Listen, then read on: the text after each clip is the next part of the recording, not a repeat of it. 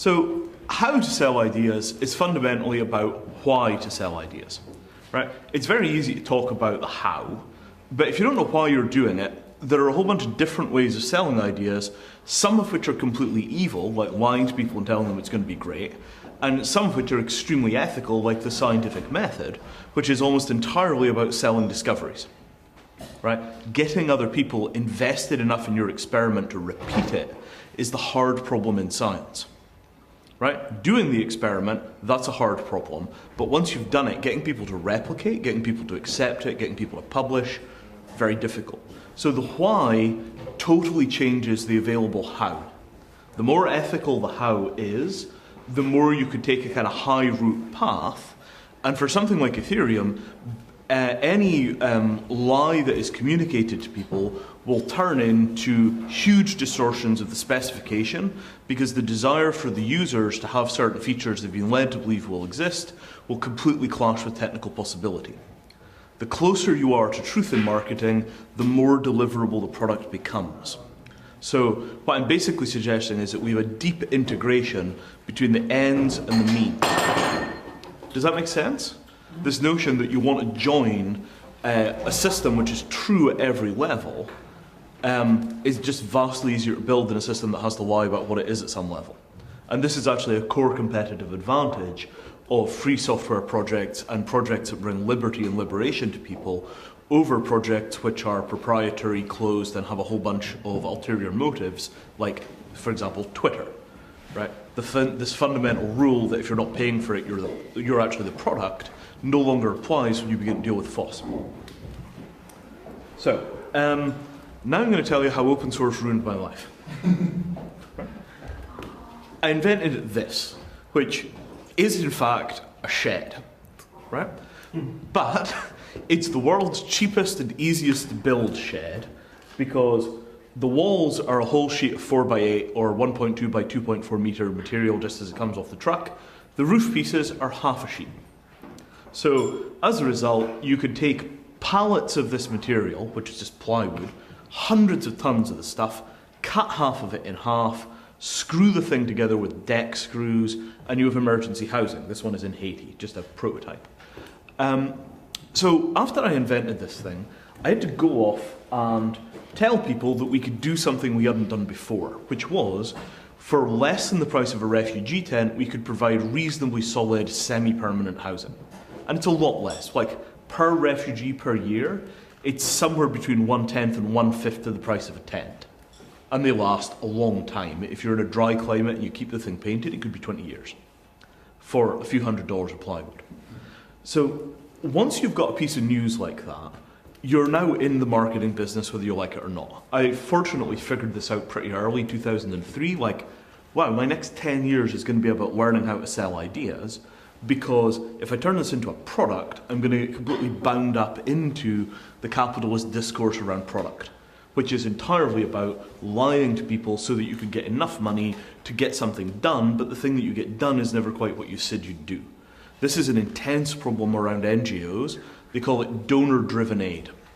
So you raise a bunch of money telling people that you're going to go and fix AIDS in Africa, and then you turn up and you do 2% of what you said you would do, and because nobody really wants to think about AIDS in Africa, nobody pays attention. And this is how you get the kind of monstrous, long-running, stable corruption, which is so much a part of what we're trying to fix, right?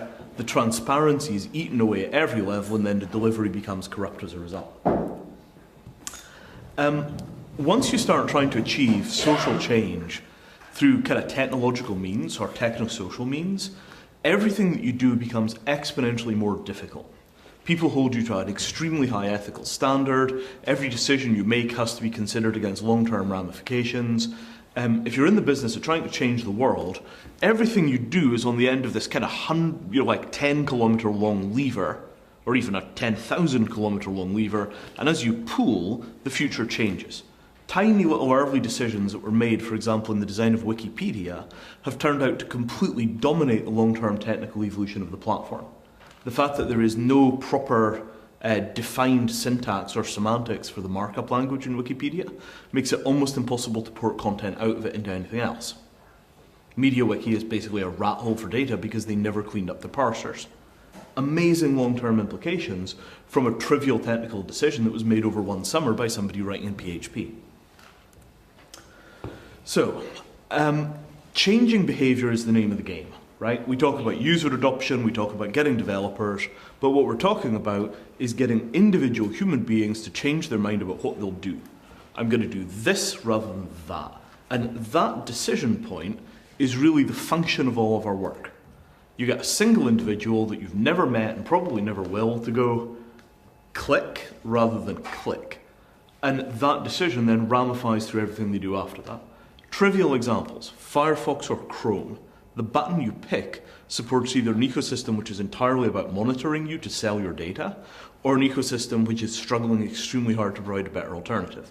And those tiny decisions, all the stuff we were hearing about in terms of interface design, all of these kind of micro decisions, have this consistency of purpose, right? All the way through, we're steering people towards making a better world by changing their behavior.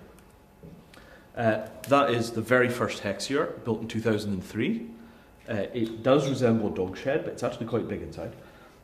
As the design went viral, as it spread from mouth to mouth and ear to ear, lots of variations occurred. These huge ones over here, I don't even know what this big one over there is. Like, I have no idea what that is. I've never heard of the people that built it. People started building big deployments. All this is Burning Man, by the way. You can see this enormous dome. Every triangle on that dome is half a sheet of 4x8. So 30 sheets of 4x8 and a saw, real housing. 45 square meters, 450 square feet. People love these things. Right? Shiny, happy people. Love that picture. Right? So, one of the core sort of lessons about how to sell ideas is that ideas are bigger than products. Right? A product is kind of a transactional exchange between two people. You give me some resources, I'll give you a thing, and the thing is a relatively confined thing. Things don't have a future, they don't tell stories, they're fixed in time and space. Ideas, on the other hand, ripple through reality. Right? The idea of hypertext, it sure took a long time before it became a real thing. Right? But at this point, there's probably never going to be an identifiable human culture without hypertext. In the same way that there's probably never going to be a human culture without the knot, or without shoes. The idea gets bound into the culture, and I think that the blockchain is kind of like that. Right? It's a thing which has locked itself into the culture as an idea, and then every round of activity around that is basically another evolution of the idea as it kind of rolls forward into the culture. One of the critical differences between ideas and products is that ideas are not monopolies. So once you have an idea that's in general currency, even if there's a temporary monopoly or a temporary cartel, it will always break down and new forms of the idea will come up somewhere else with other things attached or other things removed. So at no point are we binding people into some kind of monopolistic ecosystem, even given things like Metcalfe's law, because we're spreading an idea first and foremost. Right? Append-only ledgers, something that gives you this complete certainty about the past, turns out to be something that's widely applicable. I don't think anybody believes that we are never going to see another blockchain after Ethereum. Right? Right? Yeah, I know, it's lovely. But the idea is free. The instantiations, each come with their own prices. So I want to talk about a little bit about how ideas go into culture. Years and years and years and years ago, a bunch of my friends got very serious about the idea that we might see failed states in Europe. The number one predictor that we made of collapsing institutions would be that the Greek medical system would be the first thing in Europe to collapse, which turns out to be pretty close to what happened. We also predicted a far-right swing that would potentially bring down the Greek government. This is in 2009, so a decent amount of headroom. And one of the terms that we came up with was this thing called the black elephant. And the black elephant was the elephant in the room that everybody will ignore right up until the point where the thing goes on the rampage and destroys everything. And once that happens, everybody will say, oh, that was a black swan, we could never have seen it coming. Right? Could anybody think of some black elephants? Global warming? Global warming, right? The US biggest treasuries? Yes, treasuries, potentially, right? So, 2009, 2010, the black rhetoric thing was, it was in fringe culture. It was in the Dark Mountain movement in the UK. It was online. There was a hashtag on Twitter that was kind of a big deal. Nothing happened. Slowly, slowly, slowly, just a couple of days ago, Thomas Bloody Friedman does a bloody op-ed about black elephants in the New York Times. So, from inception to that term is now locked into global use, 5 years. Right? The idea slowly crept into culture because it was a good idea, because it was a strong explanatory model for what we saw around us. It spread and it spread and it spread and it spread, and this is that term, jumping the chasm. Right? It's gone from being small communities, early adopters, underground discourse, to you can say the word black elephant in pretty much any context in the general discourse now, and you could point to Friedman. Oh yeah, black elephant, you read about that, right? And I don't think it's going to become quite the same kind of a deal as black swan, because it's much less kind of psychologically comfortable. But that is an example of an idea being sold, right? It's gone out. At this point, nobody even remembers who came up with the term, right? Whether or not anybody will ever remember the group in London that came up with it is an open question. Maybe they will, maybe they won't. But once the idea is locked into culture, it's there for keeps. Right? Another example. Resilience maps. So this is a thing that you use for designing a Hexyurt refugee camp. And it's a simple, simple, simple map of what keeps you alive. Why are we not dying of cold in here? Well, there's a building, there are clothes, there's an electrical grid. So clothes, individual, building, shared in group, electrical grid, shared at the nation-state level. The further you go out from the centre, the bigger the size of the entity that's doing the sharing and the supporting. Very simple. Right? Idea creeps out. That's where it was first presented. Right? That's the audience. Look at these people. Right? Now, a movement called Stacktivism has taken up this idea and a whole bunch of associated stuff. Mainstream in the art world, things like the Goethe Institute supporting it. It's a real thing. Government of Spain uses it in their pandemic flu planning. So it's become semi-official. It's used in the US as well. I'll go back one. So that notion that these ideas kind of start small, they start in little places and then get pushed out and pushed out and pushed out. That process is a process that we're kind of in the middle of now. Right? Much as this is a very impressive room of people, much as a ton of Bitcoin was raised to finance this whole thing, we are still a very, very small edge culture. Right? I mean, Bitcoin's market cap is on the order of, what, $4 billion right now? Something like that, which is tiny. Right? I mean, if you actually look at what a $4 billion company looks like, they're not actually all that remarkable. There are a lot of them around. So getting from where we are now into a position where we have real impact, not just a ton of people are using it, but a ton of people are using it in ways which achieve the long-term goals of the organization, right? That is a series of multipliers. Factor 10 growth 4, 5, 6, 8 times, right? Over and over and over again. It has to not just double, it has to go up by factors of 10. So, could I have a quick show of hands who's seen this thing? Terrifying. Right, so this is a model from the States called the Rogers Diffusion of Innovation Curve. And it's basically measuring the number of people that have taken up an idea over time. So as you go right on the graph, more and more and more people adopt the idea. You get to a kind of peak adoption rate as you go from early adopter to early majority. And then once you're at late majority, the adoption slows up again until you get right down to this long tail, which is largely made of old people that will never adopt your new technology. This is a couple of years old, so it's got Twitter as being an early adopter thing. Twitter is now early majority.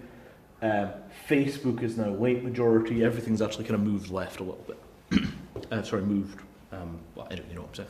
So, right now, this is where we are. Right? We are so far out that way, right, that there are on the order of 50,000 people that if you sat them down could give you a semi-decent explanation of what Bitcoin or Ethereum is. right? Here's a whiteboard, tell me what a blockchain is. That number is minute, right? And we can talk about how, for example, TCP/IP is equally hard to explain, still relatively small numbers of people, vast numbers of people are able to use it, but actually most of those people understand concepts like connected to the internet, right? They have this kind of notion that you could be connected to the Wi-Fi, but if the Wi-Fi isn't connected to the internet, it's not going to work. They've got some basic notion about things like packet loss, maybe. There are terms that they've heard. There's a sort of gradual creeping out, right? That gradual creeping out hasn't even begun to start for the stuff that we're talking about, right? There is no gradual creeping out of things like blockchain forking. That is not the kind of thing that people are able to discuss at a casual level. Blockchain fork, I have no idea what you were talking about. Is that bad? Right? So out here, right, you have a very different set of problems to the problems of ordinary marketing, right? Ordinary sales, ordinary marketing, you've got a few people who are doing it in this kind of innovator category, or maybe one step out from the innovators. It's 0.1% of the population. 0.1% of the population globally is 70 million users. Right?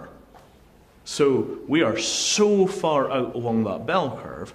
What we're really looking at doing is spreading right the way down this blue line as quickly as we can until you've got a few tens of millions of people that are familiar enough with the basic concepts to be able to tell whether something is good for them or bad for them. To get them into a position where they can reason about the proposition well enough to understand whether they want it. And that's a very important step.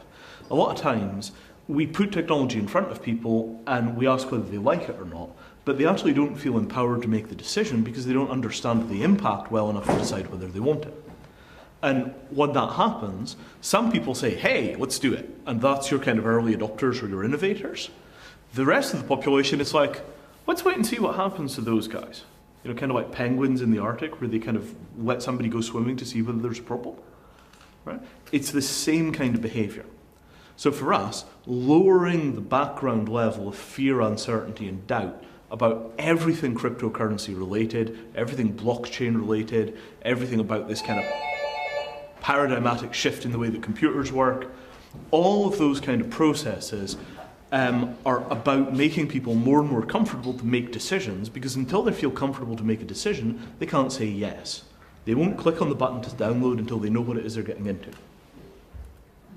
So, processes for doing this. Firstly, like it or not, we are all in sales, right? I was an engineer, I was working on cryptocurrency stuff. 2000, 2001, I was designing a stock market that ran using an append-only general ledger, but it was centralized. Tons and tons and tons of digital signatures, lots of round robins. I deleted from my prototypes for reasons that I don't discuss very much. Once I was out of crypto, I began to understand the world in a different way. Right? Crypto trains you to think about things in a way which is very much about narrowing of access to information. And it's in many ways the opposite mindset to sales. So there's quite a substantial kind of psychological jump from saying, right, these are the things we want everyone to know, these are the things we want nobody except authorized people to know. And training the reflex of getting out of secrecy culture and saying, yeah, come on, have one. Look, it's amazing, see this? It's quite a substantial step. All of us are in a position where we're gathering and raising support for the project. Whether it's hiring, whether it's recruiting people to work on the open source code base in the areas which are not currently being covered by the team, whether it's journalists, whether it's investors who we want to get funding dApps, every single person in the institution has contact with people who are outside of the institution. All of that, God help us, is sales. Right? That step of realizing that we're all attempting to increase the number of people thinking about this stuff and using it by a factor of 10, and we want those people to increase it by another factor of 10, and those people to increase it by another factor of 10, 5 or 6 times before we even get started, right? We all have to be in a position where we are constantly communicating the vision to people in a language that gets us the next factor of 10 jump. Does this sort of make sense as a model? Right? Quite aggressive, quite ambitious, but not at all unreasonable. So, first thing, make sure you understand what it is that you're proposing to people. If you're inviting somebody to come and actually write code with you, make sure you understand what it is that you need them to do, not just at a technical sense, but why it is they should feel motivated to do this. Right? Why is it, for you to sit down and do this with me? Well, because all the way back up the chain, we've got a bunch of big ideas that we want to implement, and you're building a brick in that road. Right? But you have to understand what the offer is before anybody can accept it. And that's quite tricky, because until you can repeat it to yourself, it's quite difficult to really understand what the offer is. Practice explaining it to people like you. So if I'm explaining this stuff to another, mid-40s former programmer, that's really pretty easy. Oh, do you remember back in the day? Oh, I remember back in the day. Very simple. If I'm communicating that to somebody that's unlike me, it's a much more difficult sell. So practice on your friends. Right? This is not just kind of cult leadership tactics, although it might be. Practice on your friends because it minimizes the incidental complexity of the communication process. Right? If you're communicating with somebody, same culture, same age, same technical skills, and you're having a conversation for the first time, there are no extra barriers to the communication there. There's just you and them having a conversation about a thing in a space that you both well understand and can see and define. Practice it until it's easy.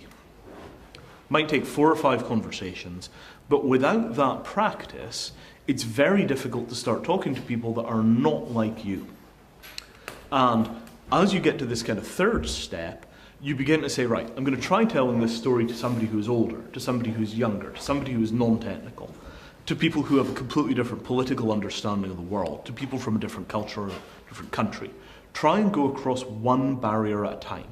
This time I'm going to try and communicate across an age barrier. This time I'm going to try and communicate across a professional barrier.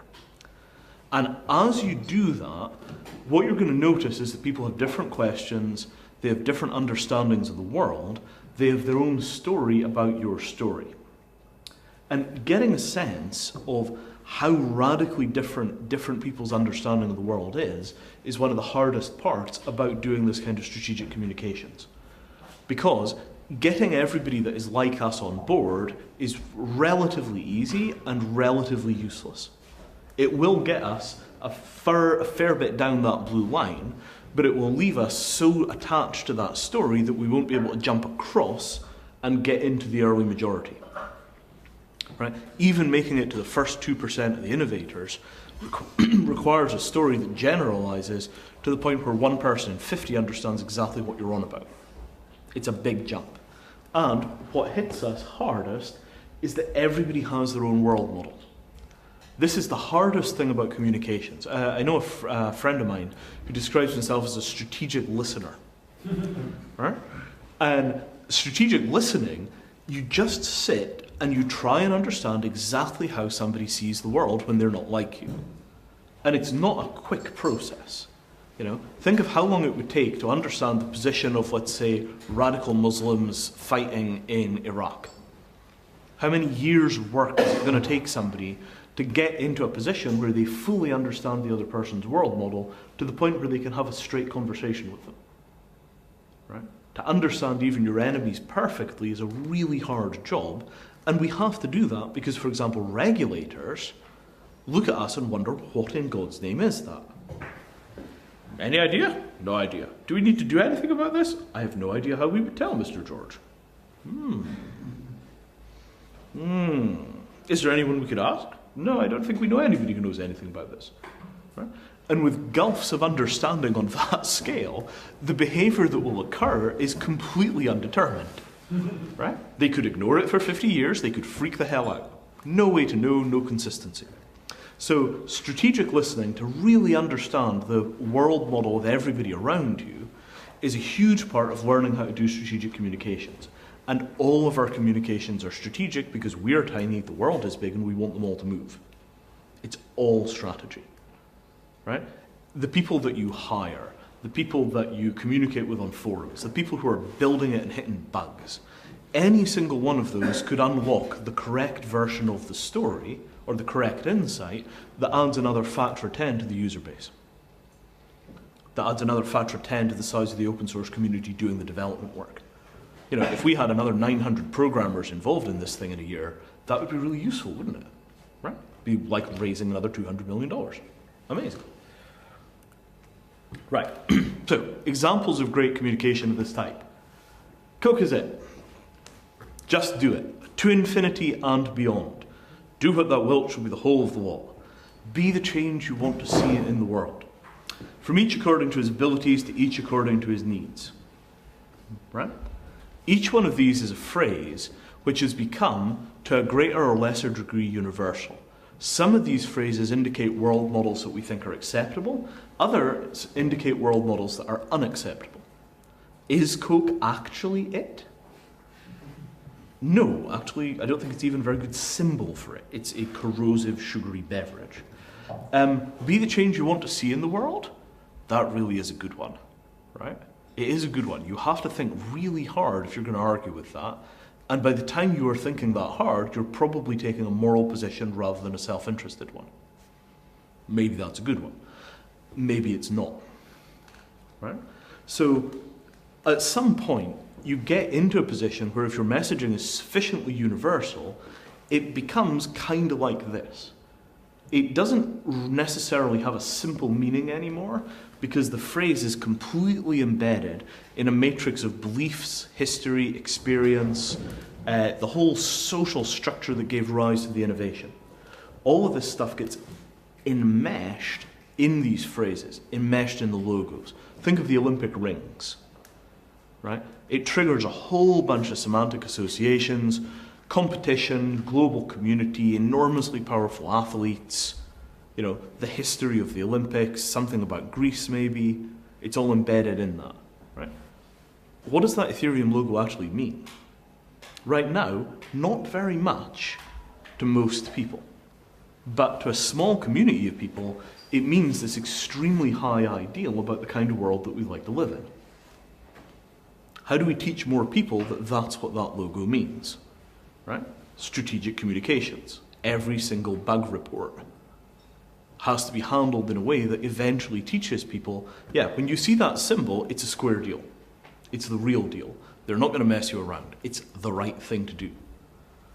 And that is something that has to percolate right through not just the organization, but also the user community. It's about values. Now, this is the best book in the world on strategic communications. Right? I apologize for its name. I apologize even more for its content. It is hilariously offensive. It's a product of the 1970s, 1960s when it was written.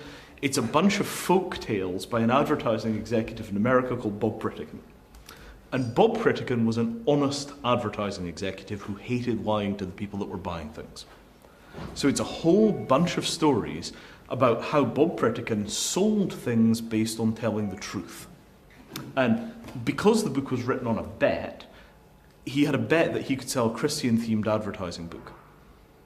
So he wrote a Christian-themed advertising book and turned it into a bestseller, which is kind of an example of the master of advertising demonstrating his capability. Even with a handicap like that, he could produce an amazing advertising book. It's normally sold under the name Pritikin's Testament, but if you're looking for it, it's usually easier to find as Christ Was an Ad Man. You can only find it used. It's very scarce. Get hold of a copy, read it, pass it around. Somebody scan it and make a PDF. I think he's dead. So, right, strategic communications in this kind of mode, yes, it has been used for advertising, but it's also the core DNA of social change movements. Right? The free software movement is essentially a strategic communications project. It's just that one of the communications that we want from people is that they emit free code as a communication. Right? I attach the GPL to my work, that's my communication with the world.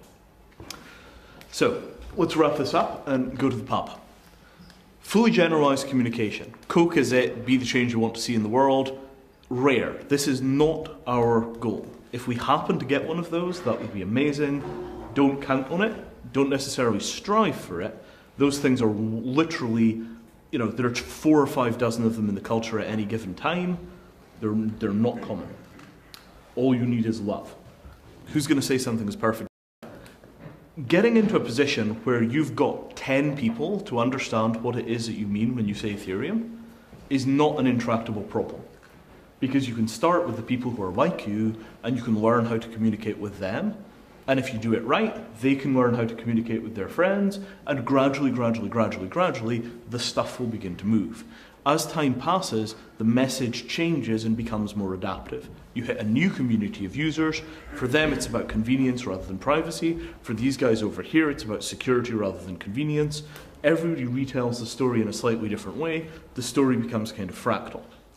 Every time you get a new version of the message that pushes you further down into wider groups, you get into a position where a new kind of people become engaged.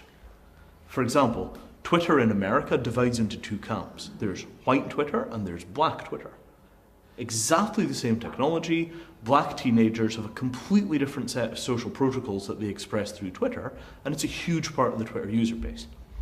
At some point, there was a bridge where Twitter went from being, the darling of the .com world to some black kid sitting there on a feature phone going like, oh, I see what you do with this. Boom, and off it goes in a whole new direction. And if you do the social network analysis, you can see it's two completely different sets of people following each other. Right? Now, Ethereum, right? Ethereum is an agnostic technology at a pretty fundamental level. But what if we discovered that it became enormously popular for people who do things like play chess? Because you want to put every move into a blockchain to make sure that people aren't screwing each other on the forums. You could get, 10, 15, 20 million users that way.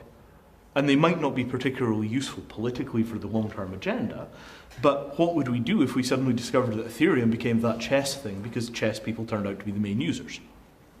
You have to say, that's amazing, and then continue to build. And we don't know the environment that we're operating in where that jump might be. We kind of think finance. I wonder if it's not going to turn out to be web hosting. The first big win could turn out to be almost anything.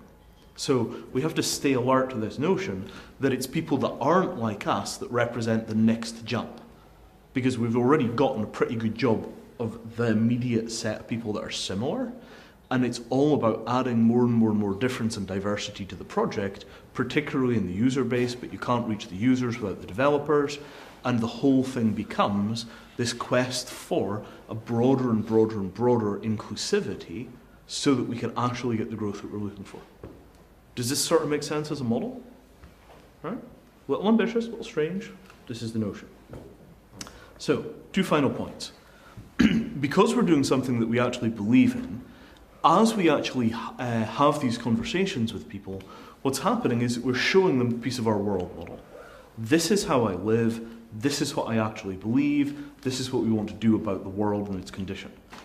And that directness of communication is what makes this an honest project. You're not selling something, because typically we think of selling as being associated with lying, you're not selling something by telling people something which is not true. You're showing them an idea or a perspective or a world model which is useful to them in a way that their current world model doesn't let them reach.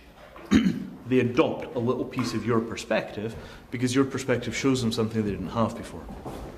And that is a very simple approach to 2 people talking and one person allowing the other person to see something they hadn't seen before. Yeah, there's a shortcut over here. You're just going to go over the humpback bridge and then take a left. It takes you right down to the station. That's great. You never go the old way again. Oh, you're transferring money to India? Oh, there's a better way of doing that. Let me tell you. And after that jump happens, different game, right? Have you tried doing it on a blockchain? Different game.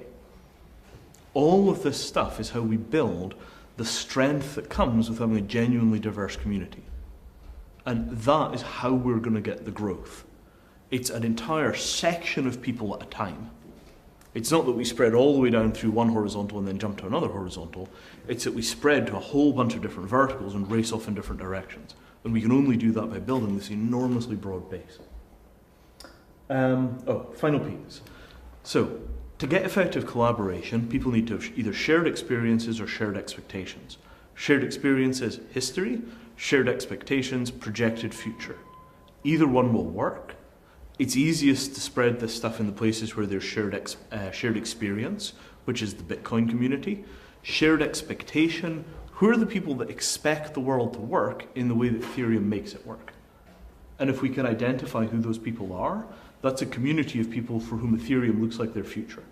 Ah, that's exactly what I always wanted. Give that to me. So, that's it. Thank you very much.